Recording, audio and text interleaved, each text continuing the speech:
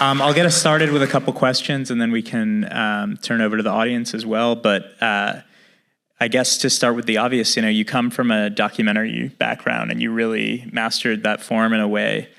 When did you decide that you would make the shift into fiction, and how did you come upon the book that was the source material, and how did that speak to you? It kind of chose me a little bit in the sense that I made this film, Minding the Gap, and it kind of propelled me into being a filmmaker. And so in 2018, when I was touring with it, I ended up in Telluride in May for the documentary festival, Mountain Film, and Barry Jenkins was on the jury, and he I remember at one point, in the middle of the festival, he came up to me and was like, "Hey, I'm not supposed to talk to you, but I just loved your film," And then later, once he was part of the jury that awarded my doc an award. Afterward, he was like, "Hey, you should do narrative. I think, just based on your work and Minding the Gap, I feel like there's something that would be special coming out of it." So he sent me this book, Preparation for the Next Life, and I just saw so much of me and my mom's story, and saw the story of just all the outsiders that I knew, and I sort of connected a little bit with the outsiderness of these two characters, and we were just off to the races from there in 2018. Fred, your performance is so raw. How did you come onto the project, and what was your process of getting into the role and working with Bing? Well, I also, like Barry, loved Bing's first movie, Minding the Gap. And so that movie meant a lot to me, and was like you, I remember exactly where I was when I watched it for the first time. And just had that feeling of I want to work with this guy, this filmmaker. And then I also love Atticus Lish, who wrote the novel. He wrote two books, The War for Gloria, and then before that, this book, Preparation for the Next Life. And both of his novels, I also felt a real connection towards. So yeah, then we just we just had a lunch at Winsun Bakery, and shout out Brooklyn, and I got scallion pancakes, and I didn't even, we were doing an interview the other day, and I realized Bing was saying how I was eating them sort of unselfconsciously, and You're dipping your fingers into the chili oil, but not realizing it. I was forgoing a napkin entirely, and we just had this kind of incredible lunch, and then Sabi and I met, and we did this a chemistry work session, and I don't know, in my heart, I just felt I really, really, more than anything, want to be a part of this. And then in terms of preparation, it was just a really beautiful process where the three of us were able to work, I would say, in a really close, collaborative, and honest way that, in my limited experience, has been somewhat unusual for film, where we were able to, we rehearsed every weekend, and we really worked through the script. And the three of us, I felt had a very supportive, close way of working. It strikes me, it's interesting to me that you worked in sequence kind of with two incredible doc-turned narrative filmmakers, because you worked on Nickel Boys as well. Yeah. Right? Yeah. Yeah, documentary, obviously I love documentaries, and there's a thing of nonfiction film. I don't see such a, they're different, there's differences, but I don't, in terms of the practicality of it, working every day with Bing was amazing. And I will say the one cool thing that is unusual about documentary to narrative film is, in the best way, there's less care for the rules and the sort of, I feel like sometimes on film sets, there's just, people follow rules for no reason other than that's the history. People just are I guess we have to shoot this scene this way because, and they don't even know why sometimes it feels like. And so Nickel Boys and this were both experiences where I felt the process itself was tailored to the narrative of the story, rather than a pre-arranged process that had nothing to do with the heart of the story. And Bing, what was the casting process like for you, and then that experience of working with the actors? I know you cast before, right? Like you casted Minding the Gap in a sense.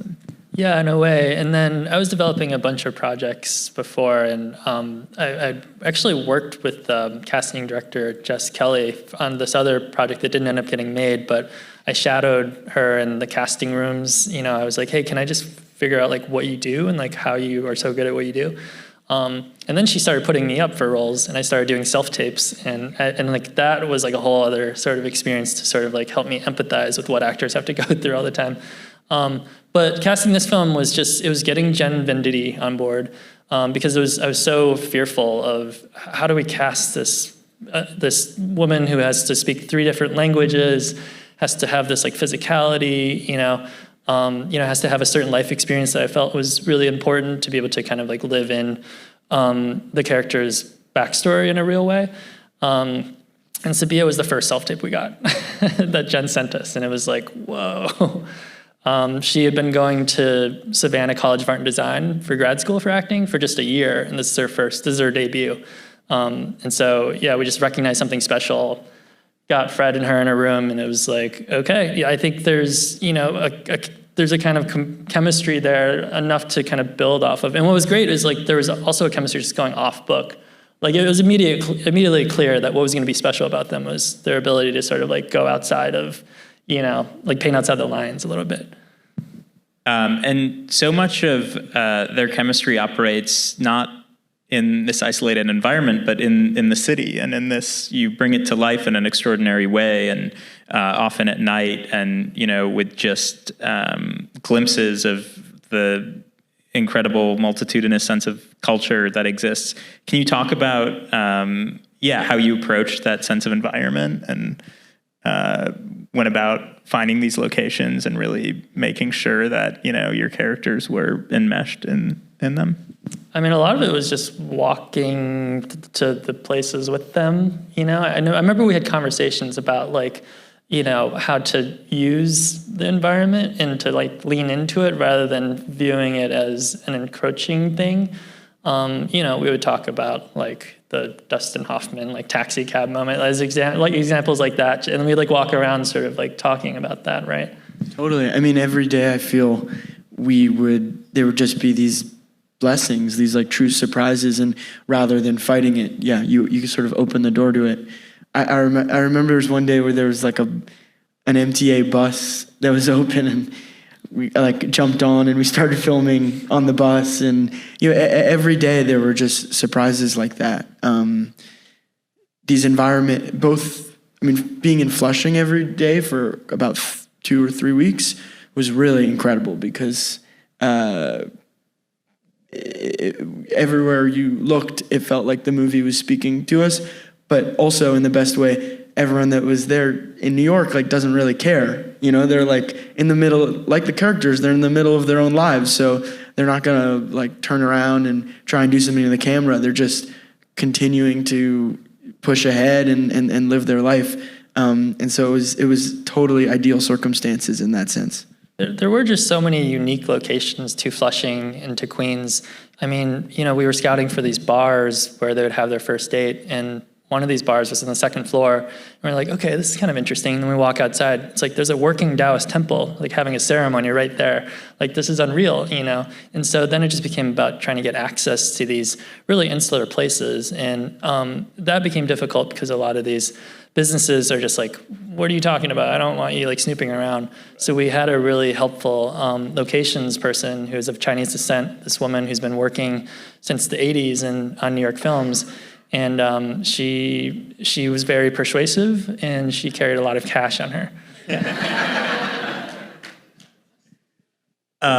Fred, getting back to your performance, I think it's such a delicate task to portray any kind of mental illness or psychosis, and I'm just wondering how you went about that. It's kind of teased out. We don't immediately see your character at his worst, but once it does come out, I think it's a pretty direct and vulnerable expression. Thanks. I mean, It's funny because we've been doing press today, and I feel like one of the things that just automatically happens, but isn't. I was talking about like feels. It automatically happens is that like you start to talk about it retroactively, like you knew what you were doing, but really what it felt like, what was more truthful about how it felt, was that we developed a long process where we were at least I, where you're trying so many things and you're following through on these ideas, and there was a lot of research, but there was also a lot of sort of in the moment attempts over and over again. And so, what's funny about press is it almost makes it, to answer the question, I would sort of pretend to know more looking back on it than I do, but really it was this gradual process. I got to, this is like before we started filming, but I got to talk to a lot of younger guys that had, that were veterans and had fought, and something that I think was understandably very frustrating was the sort of one-sided portrayal that they felt of veterans on film. Something that I loved about Atticus's book was how nuanced and complicated it was, and there were other writers like Phil Clay, who wrote Redeployment, who I felt also got at a lot of ideas about like the aftermath of when you come home, and just how complicated that is, that you could have pride about what you did, shame and guilt, a dark sense of humor about it, that you could have 100 sort of things swirling at the same time, and it's kind of complicated to figure out how do you actually feel about it, because if you want to change, you probably have to hold on to some stuff and let go of other stuff, and it's difficult to know which. I'm gonna say too, it was really one of our first dinners that we had. Like we talked a little bit about how kind of nervous we were about representing a veteran, and I was so relieved to hear that you were also very wary of getting too kind of, one-dimensional or stereotypical. And you brought up that Phil Clay book, and you were like, yeah, I heard the audiobook of it, and like they use somebody who does like a veteran voice, I'm like, oh yeah, no, like that's not, Yeah, I said, because Bing was saying, he was like, oh, I get the audiobook, I like audiobooks, and I was like, do not, no disrespect to whoever the audiobook actor is, but I was like, do not listen to this audiobook, like read it yourself, because it's totally different. And we also I think that's the other thing that was very exciting about filming in this time period. It's like a very recent period piece, and so like all the detail, a lot of the music and stuff that we grew up with, even if Bing and I aren't veterans, like is similar stuff that this character liked, and so there was also just an impetus to bring in all, not push the character away as a kind of trope, but bring in all of the details that are relevant to us too. One more thing on the show about this, but I spent some time with the journalist friend who was a correspondent in Afghanistan for 5 years, and she invited me to this kind of veterans event. And one thing that I noticed that Fred also noticed about some of the veterans he was talking to was there's just a kind of like sardonic humor, that they carry around. They have just a dark sense of humor, and they're always trying to kind of like keep it up a little bit. And so we talked about that as a way of kind of counteracting, some of the darkness. It's funny, I didn't think of it. The only part where I was aware that I was watching a period piece was when he's going through his Facebook pictures, which is such a kind of particular thing. The cat, the cat right. Picture, yeah. I want to make sure we have time for some questions from the audience. So if you have something, feel free to raise your hand. In the center over here, I think we might have a mic. Do we have an audience mic? Possibly, or you can just shout it out and I'll repeat it into the. It's going to be a more appropriate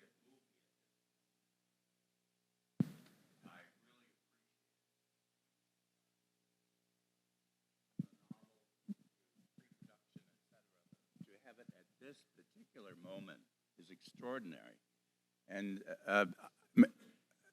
Americans really need to see this movie, to see the immigrant who doesn't have exterior papers, whereas our wounded veterans need inner papers.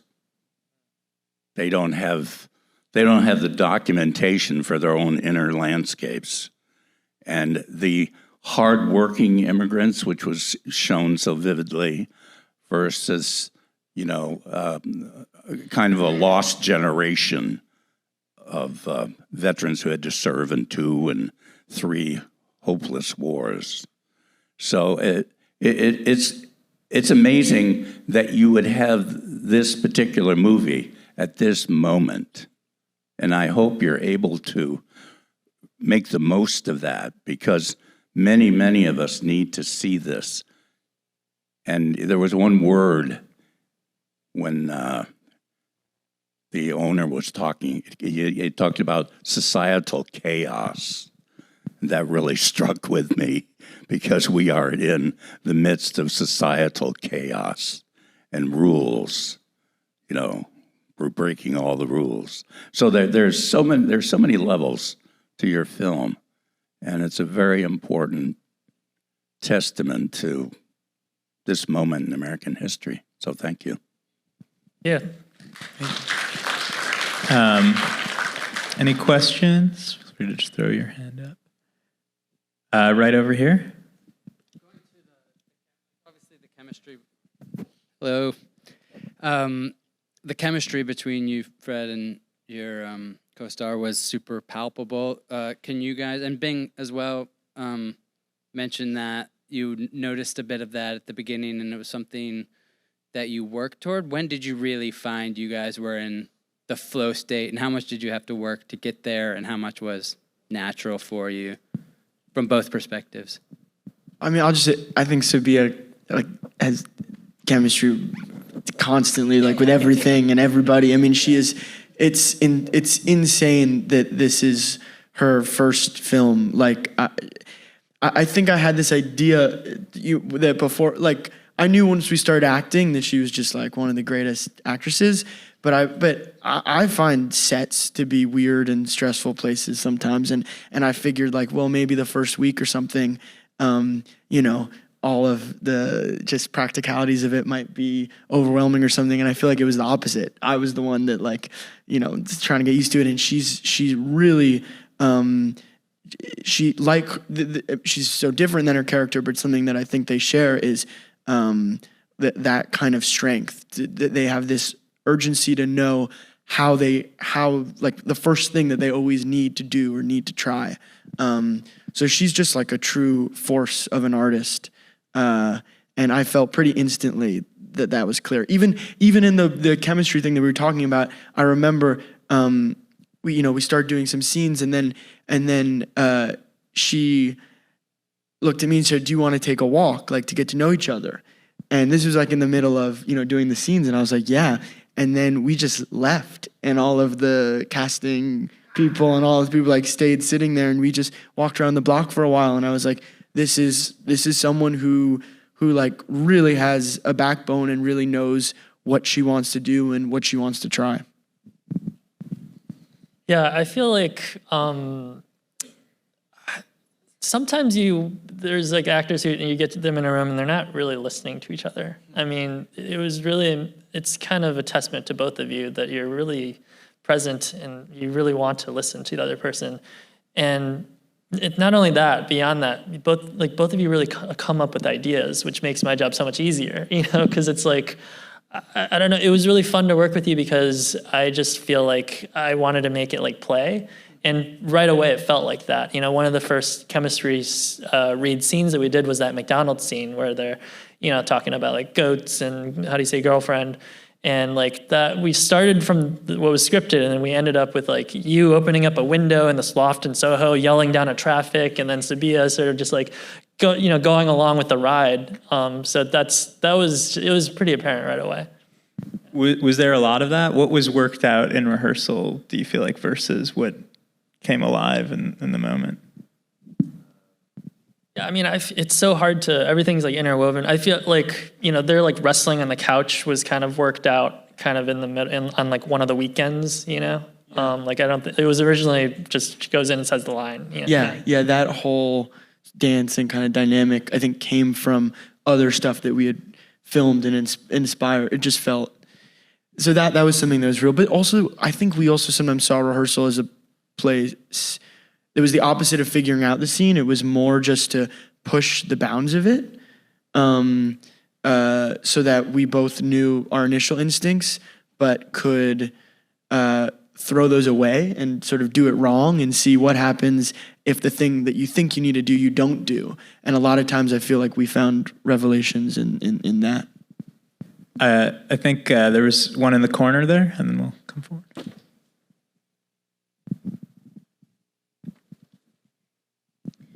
Thanks very much, and congratulations on the film. And I think that this is a film that can have great effect at this particular time in our history.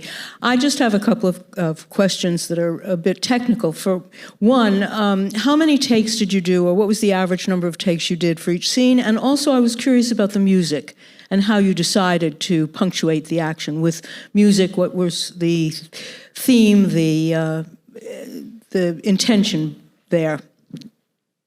I feel like it was either 2 takes or like 12 takes. I'm serious. I feel like there were some things where it was just like, okay, you know. But it's funny, like I was thinking about this in the edit, we usually used either take 1 or 4 or 5. Like that was, you know, like there's like the bell curve of the takes was like lands high and those 2 numbers. Musically, Emil Mazzari, if you don't know his work, he did Last Black Man in San Francisco, Minari, Kajillionaire, really talented kind of musician. He also has a band that he tours around with, and he's just kind of somebody who really wants to push the boundaries. So when I was interviewing composers, I was like, you know, are you down to kind of play in the sandbox and not score a picture? And like, I won't show you the picture for a long time, actually, just so that we can kind of create our own language. And because it's how I work in documentary, it's like music will help me kind of craft the story, and he was down for that, and it was really fun. And he has a little home studio in his garage in LA, and I was able to spend some time out there just staying up till like 1 a.m, you know, kind of working together. So it felt a little bit like working with, you know, another actor in the sense that like what he really does is perform, and like he's not going to be the type of person who's going to like technically give you the same thing twice. And so it was like it was a real treat. I think we have maybe time for 1 or 2 more. Down here in the front. Sorry to make you run all the way. Here, let me give you my mic because I'm closer. Thank you. It's really a beautiful work, and it's very intimate and personal and universal in some ways, and yet it's very specific. So I'm really curious whether you had interactions with the Uyghur community here and what that research process was and what kind of experience you had in exploring that component. Good question. It started with just going to the many Uyghur restaurants in the New York City area. You know, I would try to kind of strike up conversations, but they're like, no, I don't want to talk, you know. Understandably so, I think. And then I started reading books. I really wanted to get outside of the kind of myopic understanding that the West have of the Uyghurs, which is really, you know, rooted in just the reporting over the last few years, when really it's a people with thousands of years of history, and you know, there's so much more to that culture. And then after casting Sabia and some of the other Uyghur actors, you know, it just became conversations with them about like, okay, this is kind of what we've researched in terms of just what a childhood home would look like or be decorated like, and not just as a representative of, you know, Uyghur culture, but like, what are these specific choices that we're making that says something about, you know, the relationships between this mom and dad and the mom and dad to the daughter? Does that make sense to you? And, you know, if not, like, let's work it out. So those are the 3 things I can think of off the top of my head. Final question. Over there. Sorry, it's a little difficult to see. Yeah, can you raise your hand again if you? Oh, right in the center here. Sorry.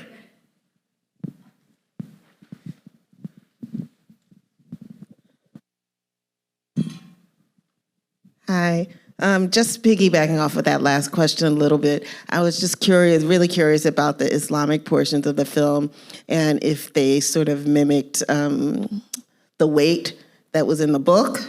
How did that fit in, and how did you research those moments for those like specific moments, like with the prayer and in the masjid and all of those things? It was visiting a lot of mosques and seeing that, the Islamic community in New York City, at least, is not a monolith. Everybody kind of has their own opinions and ways of doing things.